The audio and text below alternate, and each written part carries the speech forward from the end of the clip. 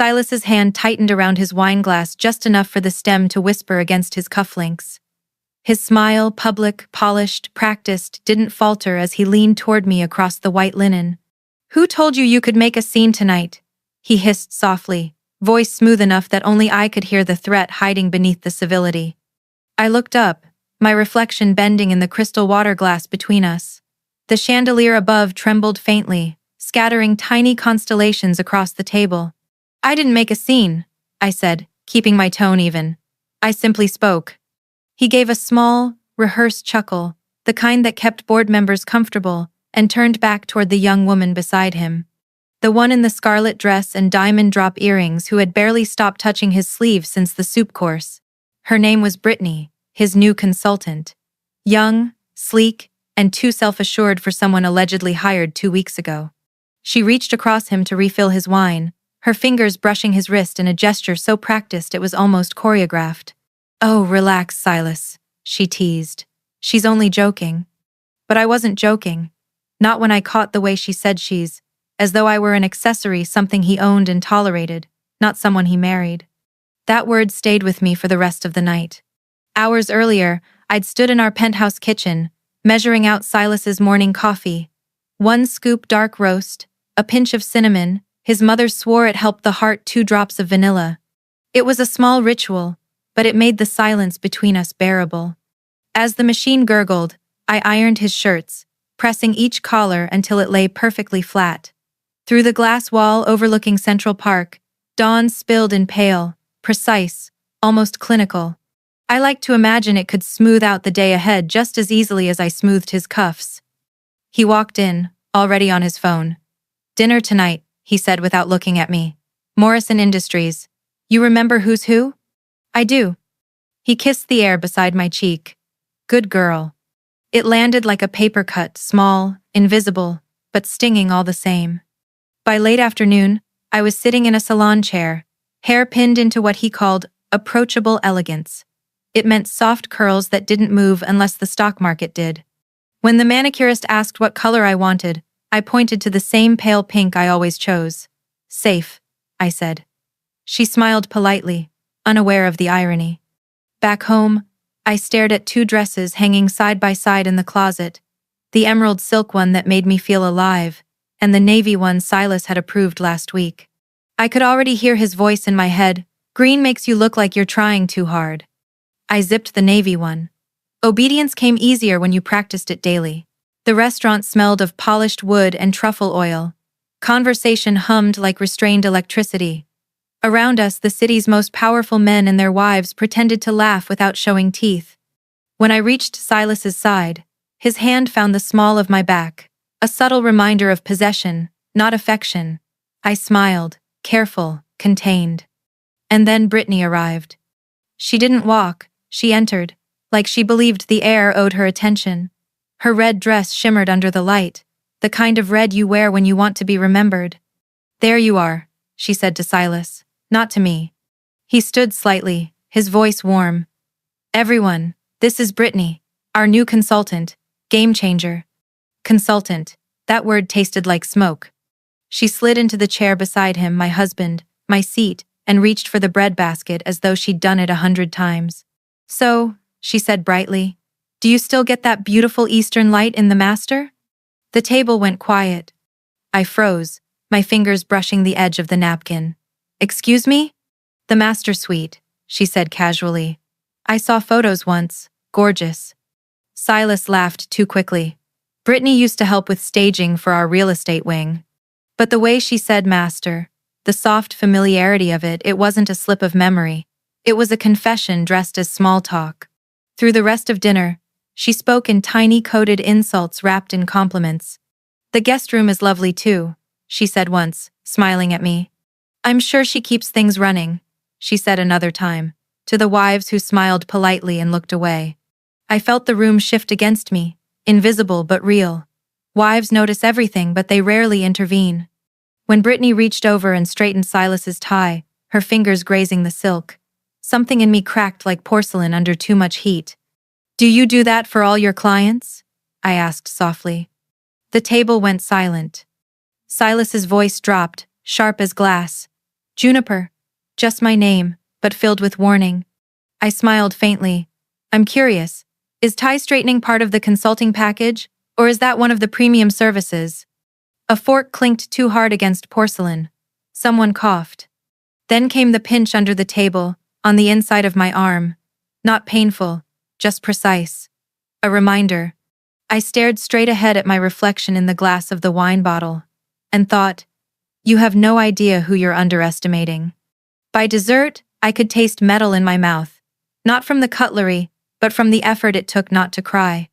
The men toasted numbers, the women toasted patience. Silas's hand brushed Brittany's for half a second too long. She lifted her phone, snapped a picture of her dessert, then another with him blurred in the background. Caption: winning. That word, again. It made my skin buzz. I set down my spoon. Do you have a pet name for my husband? I asked, my tone light, almost amused. Or does he save those for private moments? The sound of crystal meeting linen was the only thing that followed. Then the slow, deliberate death of Silas's smile. Juniper, he said quietly, we'll discuss your behavior later. His voice belonged to his boardroom, not our marriage. The car ride home was silent, the city flickering in gold reflections across the tinted glass. Brittany's perfume lingered on his jacket, sharp, citrus, invasive. When we reached the penthouse, he walked straight to his study, door half open, posture stiff. I stood in the kitchen for a long moment, hands still, breath shallow. The hum of the refrigerator was the only sound. The silver dish of vitamins caught the light, shining like something sacred and ridiculous at once. I washed my glass, wiped it dry, set it down perfectly straight. When Silas finally appeared in the doorway, he didn't raise his voice. He didn't need to. You embarrassed me, he said, each word clipped, measured. In front of my colleagues. You'll sleep in the guest room until you've learned your lesson. He waited for me to break. To beg. Instead, I just looked at him calm, steady, and said, okay. He blinked, thrown off by the stillness in my voice. That night, as I gathered a pillow and a thin blanket, I realized something simple and terrifying. He thought he'd sent me to the guest room as punishment. He had no idea it would be the place I'd finally wake up. The guest room door creaked as I opened it, the sound soft but final, like a book closing after too many rereads. Lavender and furniture polish lingered in the air. The room hadn't been used since my mother's last visit. I stood in the doorway, pillow in hand, staring at the neatly folded sheets and the untouched lamp on the nightstand. For 12 years, every space I entered had carried a silent question. Will he mind? For the first time, I didn't ask it. The bed was smaller, the mattress firmer, the light dimmer, and yet, as I sank down, the air felt freer. The walls didn't hum with his presence. I could hear the city again, sirens, laughter, traffic life that didn't revolve around Silas Blackwood's schedule. I reached for the lamp switch and paused. Then I turned it on, not to read, not to do anything practical, just because I could. On the nightstand sat a forgotten novel I'd bought months ago, its spine still crisp. I remembered Silas once saying that reading before bed made me too distracted. I opened it anyway. The pages smelled faintly of ink and rebellion. Somewhere between chapters, the city quieted. The faint click of the crosswalk signal outside kept time with my heartbeat. I poured tea in a chipped mug that said Barnard Alumni, one I'd hidden in the guest cabinet because Silas thought mismatched cups looked messy. The first sip was bitter, too strong, but it tasted like freedom. When I finally caught my reflection in the mirror, makeup smudged, hair undone, I almost didn't recognize myself. I wasn't the poised hostess or the smiling wife from the company photos. I was a woman stripped of performance, staring at the ghost of who she'd been told to be. For the first time in years, I didn't feel small. I felt possible. Sometime after 3 a.m., I found a pen on the desk under the window, my grandmother's desk, the one Silas always said cluttered the room. The wood was nicked and uneven, the surface warm under my fingertips. I pulled out a pad of hotel stationery and began to write, not knowing where to start. At first it was simple. My practice, my name, my time, my peace. Then the words poured faster, looping, unfiltered. My choices, my voice, My years, my home, my quiet. Each word landed like an exhale. I wasn't making a list, I was reclaiming inventory. 12 years of silence reduced to bullet points of rediscovery. When I finished, I sat back and realized my hand was trembling not from fear, but from life rushing back into a limb that had been asleep too long. Morning came softly. The light through the guest room window wasn't filtered by blackout curtains or tinted glass. It was clean and honest, falling across my grandmother's desk in gold lines. I made coffee for myself, not for him. Stronger, darker, the way I liked it before I learned to dilute everything taste, opinion, self, to suit his comfort. The silence was different now. Not lonely. Not empty. It was mine. When I opened the drawer to tuck away the pen, something slipped forward, a small white business card, its edges softened by time. Margaret Winters, attorney at law. And on the back, in careful cursive, just in case you ever wake up. I stared at it for a long moment, heart thudding. I remembered the night I'd met her at a charity auction 3 years ago. She'd shaken my hand firmly, her gaze steady in a way that made me feel seen. I hadn't known then why her words unsettled me. Now I did. My phone buzzed on the nightstand. A message from Silas.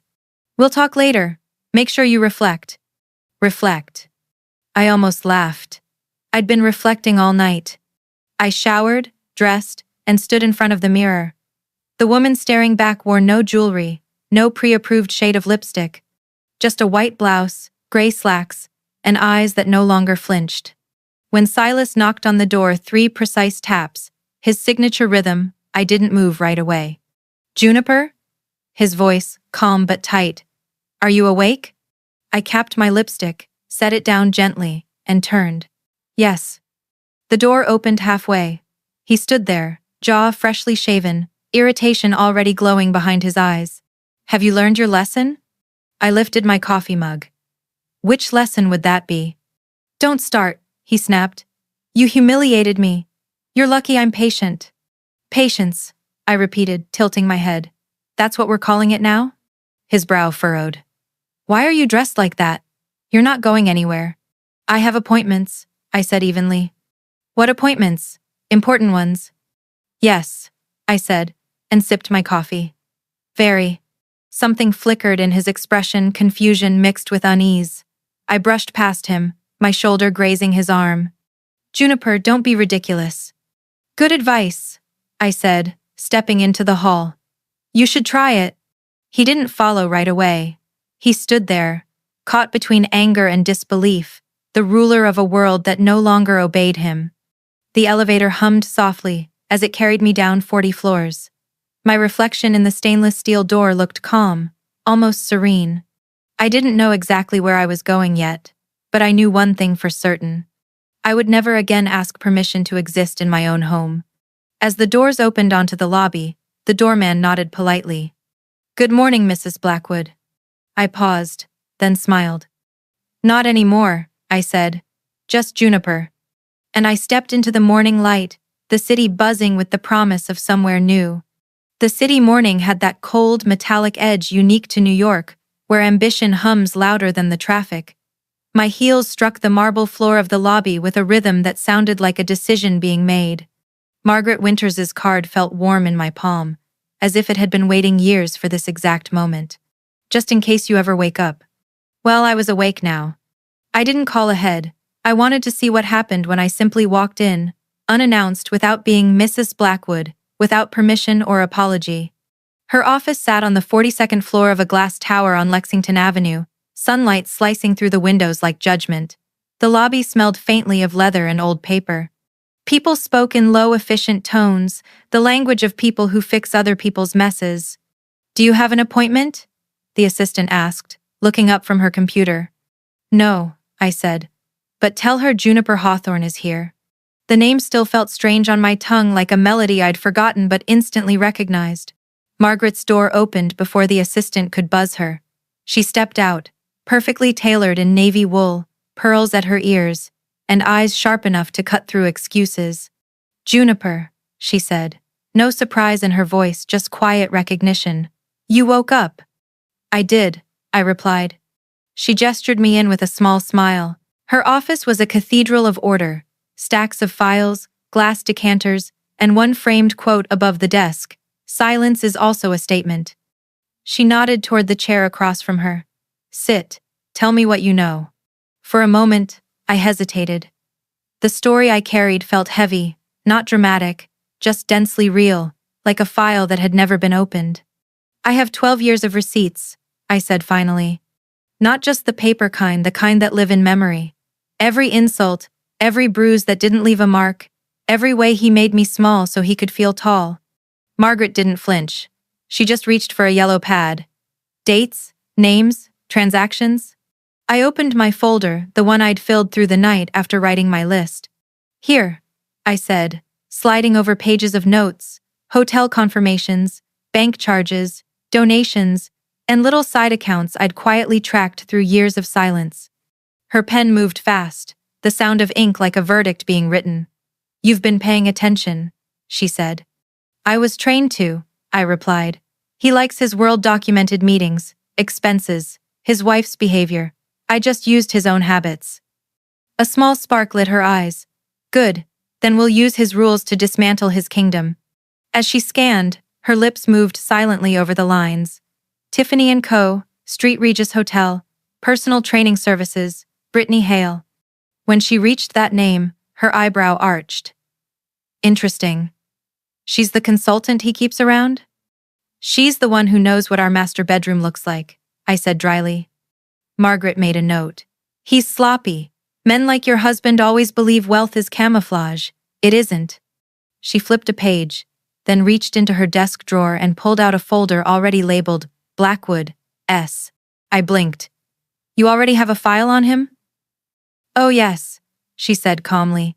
"He tried to hire me 3 years ago to represent him in a merger. I declined. Conflict of ethics." "Ethics?" I asked. She smiled faintly. "He's the conflict." Inside the folder lay copies of old filings, property transfers, and shell company records. "I've been keeping these," she said. "Something told me you might need them." We spent the next hour piecing together the quiet architecture of his deception. "Patterned control behavior," she murmured, circling a line. "Classic diversion spending," at another. "Possible misuse of marital assets," she added, underlining 3 transactions in red. Each phrase landed like a key, unlocking something inside me. I had come here thinking I'd just file for divorce. Instead, I was building a map, one that would lead me out of his empire and into my own life. Margaret set down her pen and leaned back, studying me. "Here's what we do," she said. "We document everything personal, financial, emotional. We pull statements, property records, business filings. We'll build a wall of evidence so high he won't see the sky. She paused. "Do not alert him yet. Silence is your best strategy." I nodded. "He taught me that." When I stood to leave, she rose too. "One more thing, Juniper." Her voice softened, not pity, but respect. "Don't confuse quiet with weakness. Silence can be armor. Use it until it's time to speak, and when you do, make it count." Her words sank deep, like a seed finding soil. Outside, the air had changed. The city was still loud, but it no longer felt like chaos. It felt like movement, like something waking up. In the reflection of the building's glass facade, I saw myself standing taller than I remembered. My blouse fluttered in the wind, the color soft but deliberate. I wasn't running away from him. I was walking toward myself. The next morning, the city felt sharper, like every building had grown edges overnight. I walked through the streets with a purpose I hadn't felt in years, the wind tugging at my coat, coffee burning warm through the paper cup. Margaret's words echoed in my head. Silence is strategy. So I didn't call anyone. I didn't post, didn't text, didn't warn. I went straight to Chase Private Client Services, the same glass-walled office Silas and I used to visit together when everything was presentation and performance. I remembered the way he'd guide me by the elbow, introducing me as his wife with a smile that meant his property. This time, I walked in alone. "Good morning," said the receptionist, polite but uncertain. "May I help you?" "Yes," I said, adjusting my bag. "I need access to all accounts under the name Blackwood, joint or otherwise." Her smile flickered. Of course. May I ask your relation? Ex-pending, I said simply. Juniper Hawthorne. Something in my tone, calm, precise, must have registered. Within minutes, a manager named Patricia appeared. Mid-50s, silver streaks in her bun, eyes like clear glass. She led me into her office overlooking Park Avenue. I understand you're requesting statements, she asked. 3 years, I said. Know everything. She studied me for a beat, then nodded. Let's start with everything. The printer hummed, spitting out page after page, the air filling with the faint scent of toner and revelation. As the stack grew, so did the pattern. There it was, Tiffany & Co., thousands on a necklace I never received. Hotel charges at the St. Regis, the Ritz, the Carlyle, all under business conference. Wellness consulting services billed monthly to Brittany Hale. Patricia watched quietly as I flipped each sheet. Do you see a pattern? She asked softly. Yes, I said, tracing my finger down the columns. Tuesdays. Always Tuesday afternoons. Cash withdrawals exact amounts. Precise. Like appointments. She nodded. They usually are. Something inside me steadied, not shattered. The truth didn't hurt the way I thought it would. It clarified. Like wiping fog off a mirror. Patricia's voice gentled. You're not the first woman to sit in that chair with this look. What look? I asked. The one that says, I already knew, I just needed proof. The tears came without warning. Silent, quick. Not grief release. Patricia slid a small box of tissues across the desk without breaking eye contact. You're doing the right thing, she said. The moment you see the pattern, it stops controlling you. I nodded, pressing a tissue to my cheek, careful not to smudge my resolve. I need new accounts, I said finally. Under my maiden name, he can't touch them. She smiled, the first real warmth I'd felt from anyone in weeks. Let's make that happen.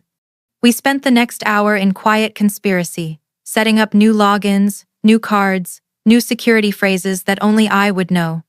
She printed fresh folders, labeled in neat handwriting.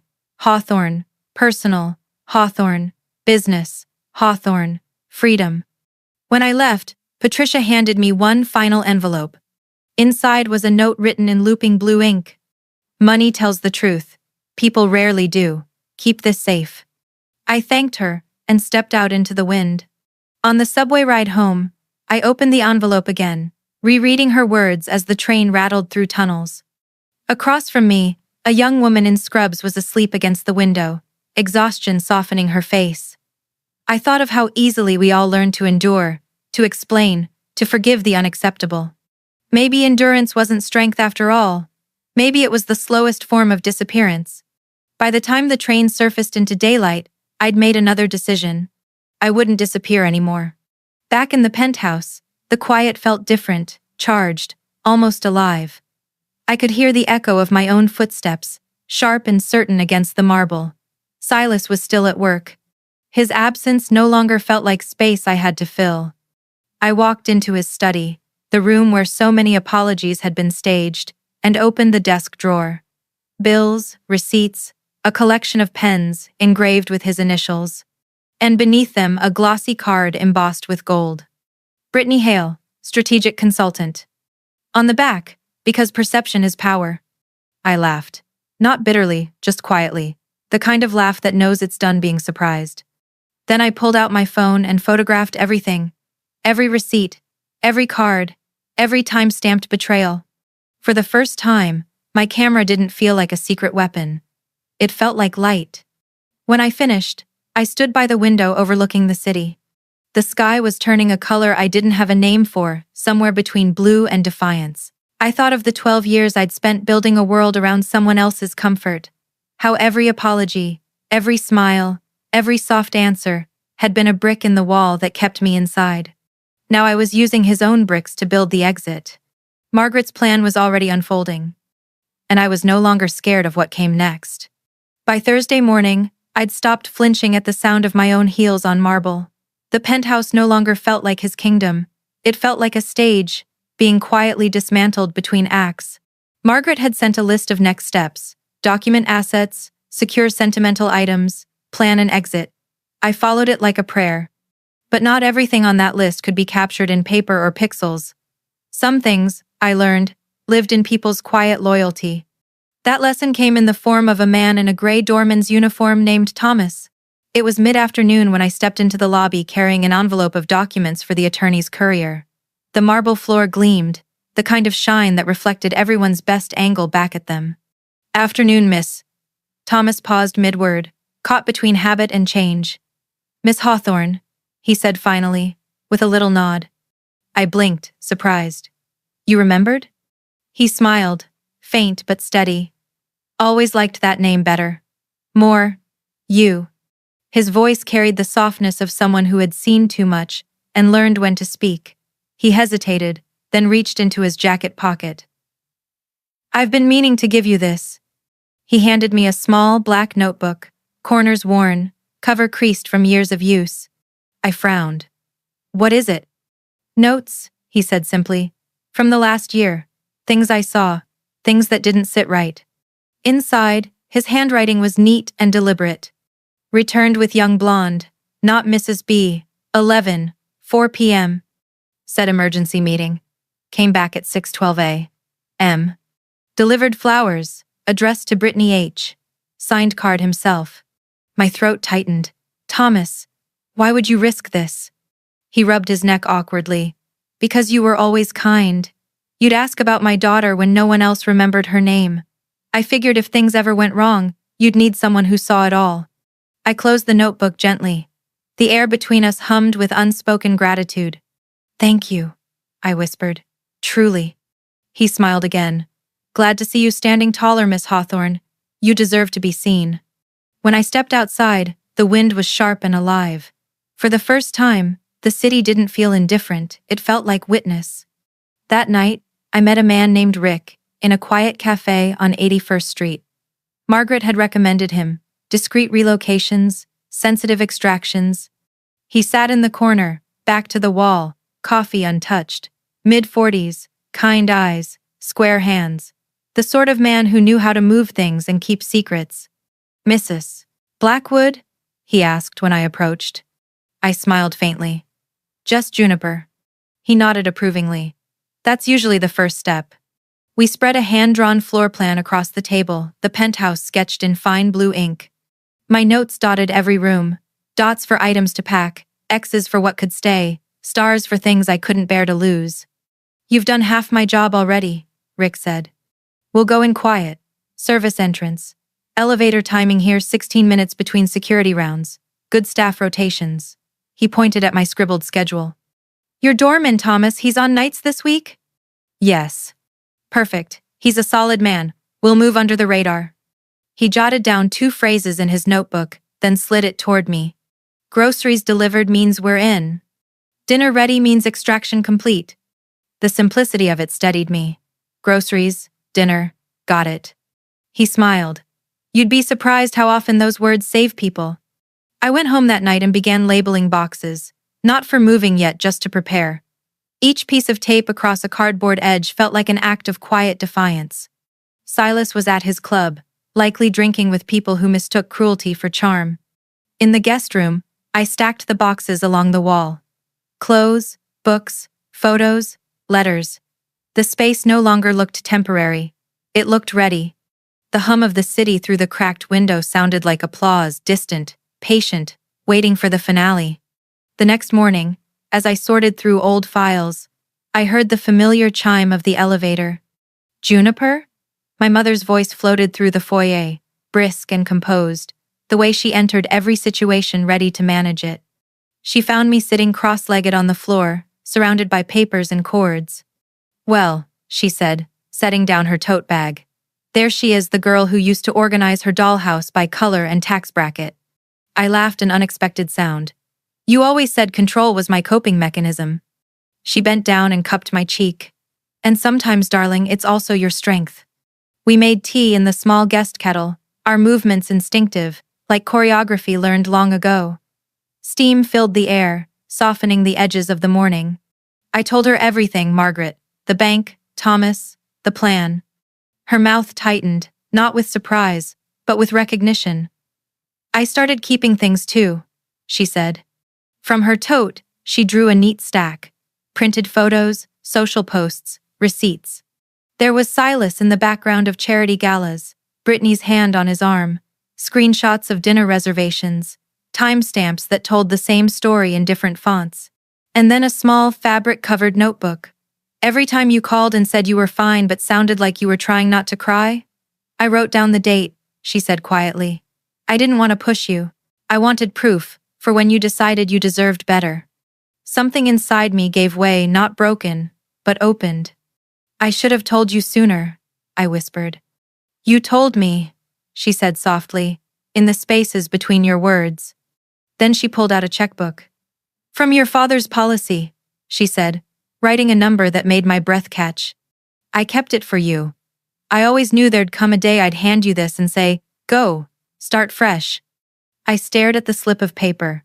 It wasn't just money, it was permission. A mother's blessing disguised as currency. She placed it in my hand and squeezed. When he tries to make you small again, remember who raised you. You're my daughter, not his reflection. Her words were a benediction. We hugged for a long time, neither of us pretending to be strong. After she left, the penthouse didn't feel haunted anymore. It felt temporary, like a place being slowly reclaimed by time and truth.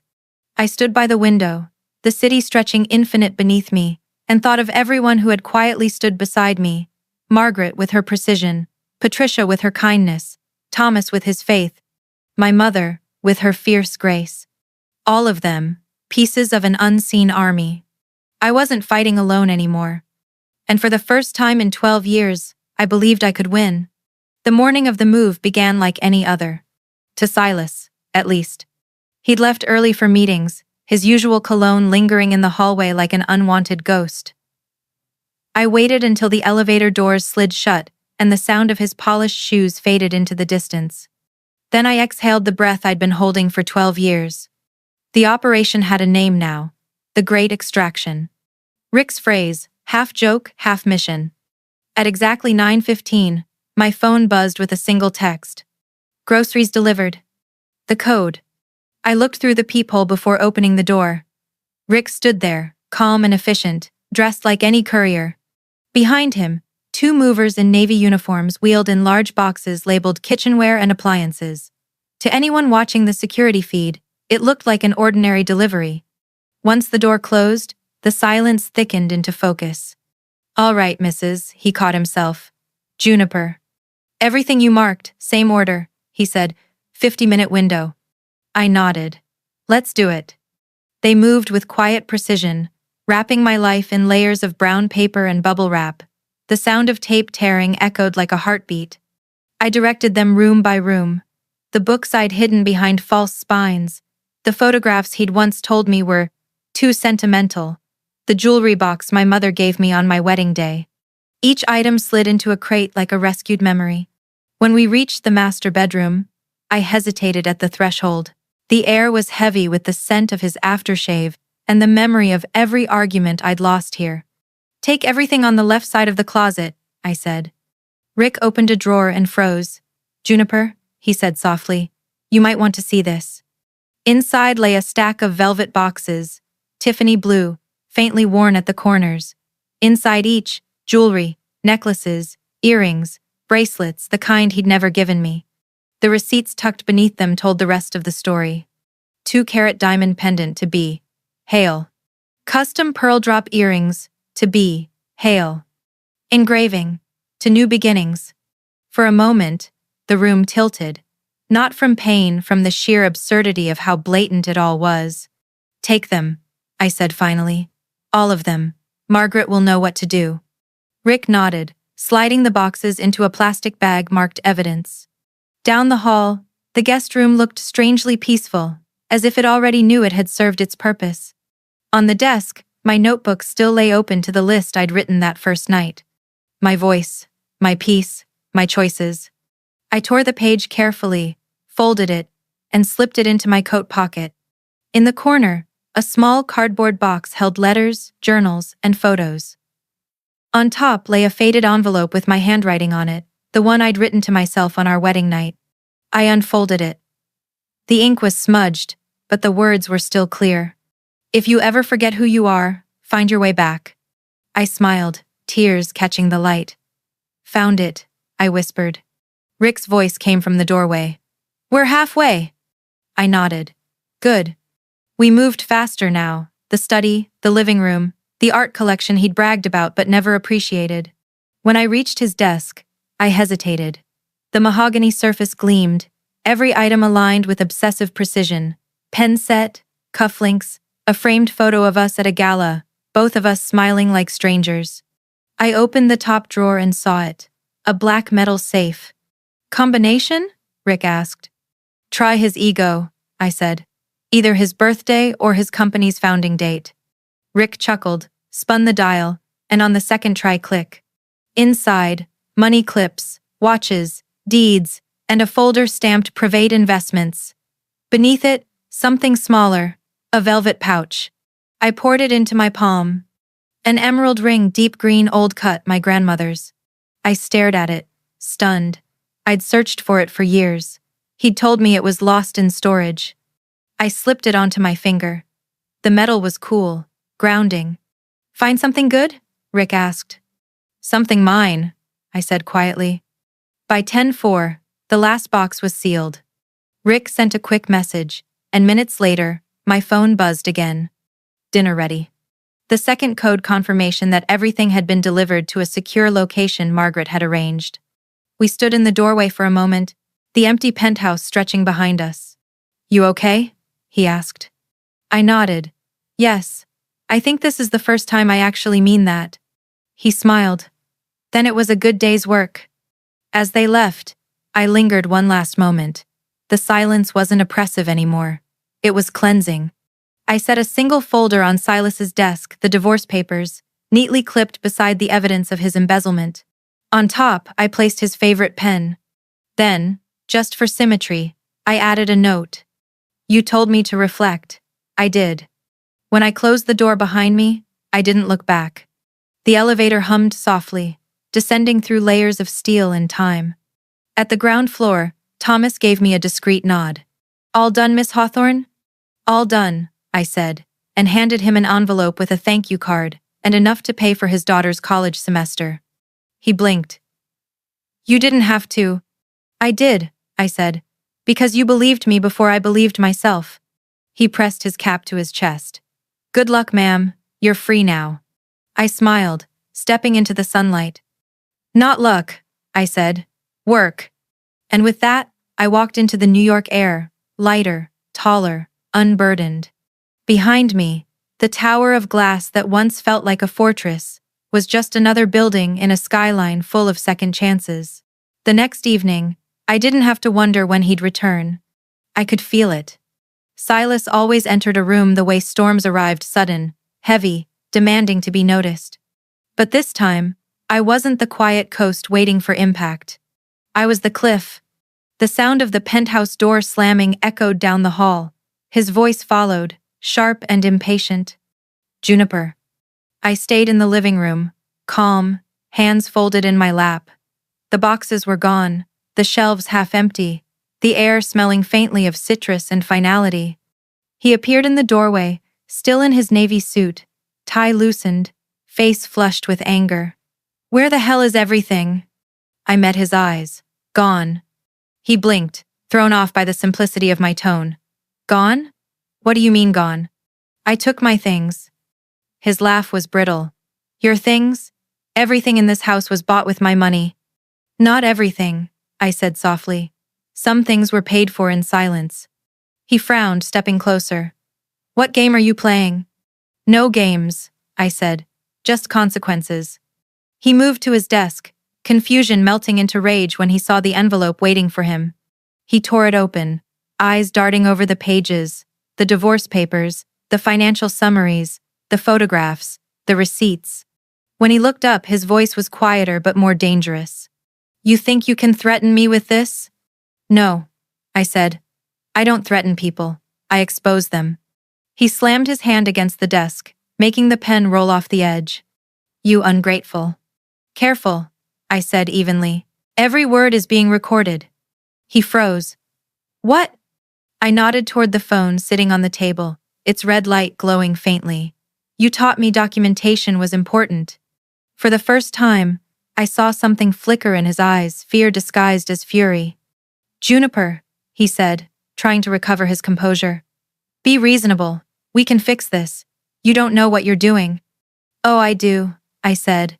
You made sure I learned every detail of your business, every habit, every account. You just never imagined I'd use it. You'll regret this, he hissed. I already regretted staying. He took a step closer, lowering his voice.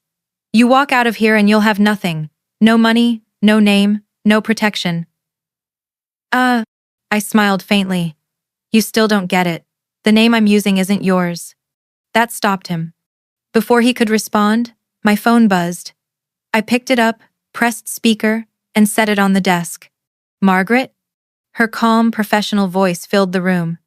Yes, Juniper. I thought you'd want to hear this in real time. The board just received the documents you sent, the financial discrepancies, the fake invoices, the shell accounts. They've called an emergency session. Your husband's empire is under review for embezzlement. Silas's face drained of color. You what? I tilted my head. Oh, didn't I mention? Silence is also a statement. Margaret continued, voice steady as a verdict. He'll be suspended by morning. Our team has already filed the paperwork for your independent assets. You're protected. Thank you, I said. Silas lunged toward the phone, but I stepped between them. Don't, I warned. He stopped, breathing hard, his chest rising and falling like a trapped animal. You can't do this to me. I'm not doing anything, I said quietly. You did this to yourself. For a long moment, the only sound was the wind against the glass. Then he said, voice low, almost pleading, Juniper, please, we can talk. We've been through too much. I studied him, the man I'd once mistaken for strength, the man who had built a world out of intimidation and called it love. You're right, I said softly. We have been through too much. Then I took the ring off my finger and set it on the desk beside the pen. That's yours. The rest is mine. His hand twitched, as if to grab me, but he didn't move.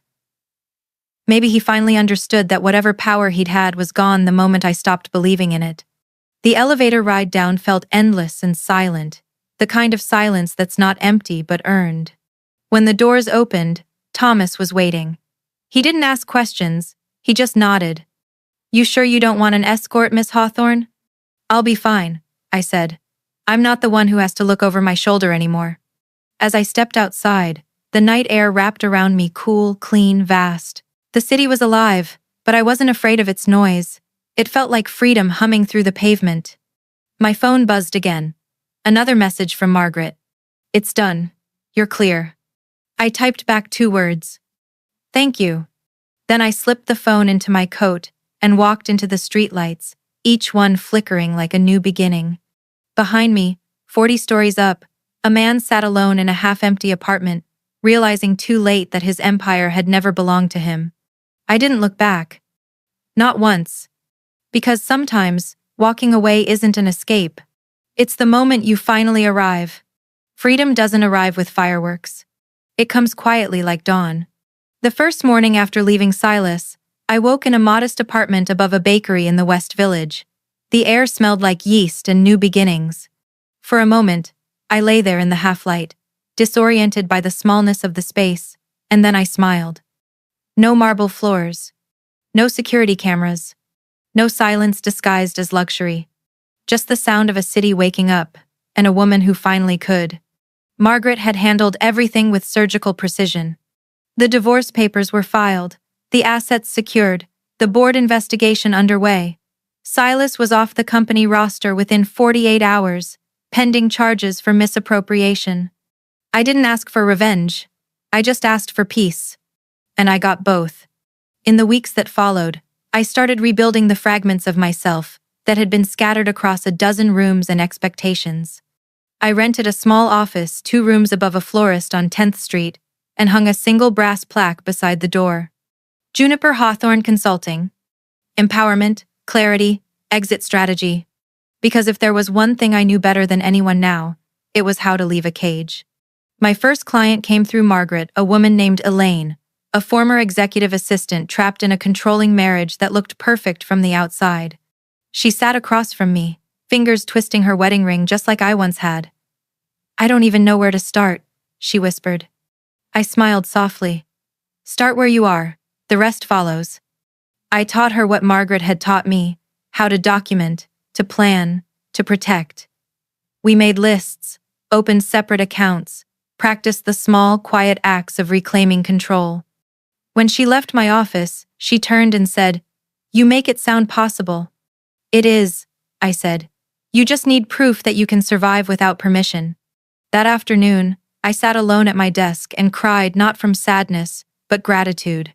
I had become the kind of woman I once needed. One evening, as the sun dipped behind the skyline, I received a letter. No return address, just my name in looping, uncertain handwriting. Inside was a single page. "Juniper, I owe you an apology. You were right about him. I didn't see it until he turned on me too. I lost everything, but I'm trying to start over. I thought you should know that your silence that night, it saved me from becoming him. I hope you find happiness. Maybe one day, I will too. Brittany." I sat there, reading it again and again. The woman who had once helped destroy my marriage was now trying to rebuild her own life. And instead of anger, I felt something unexpected: compassion. Because maybe redemption, like freedom, begins in the quiet recognition of your own mistakes. I folded the letter carefully and slipped it into a drawer, labeled "Stories Worth Keeping." My mother visited that weekend, bringing pastries and a vase of tulips. She walked around the office, touching the books, the plants, the light streaming through the window. "It feels like you," she said. "It finally does," I replied. She smiled. "You know, when you were little, you used to line your dolls up and give them advice. You can be brave, you'd say. Just don't forget your plan. I think that's what you were always meant to do." I laughed. Maybe I was training for this my whole life. She placed a hand on my cheek. "No, darling. You were becoming this your whole life." That night, after she left, I sat by the window of my tiny apartment with a glass of wine and my grandmother's emerald ring on my finger. It glowed faintly in the city lights, green, alive, eternal.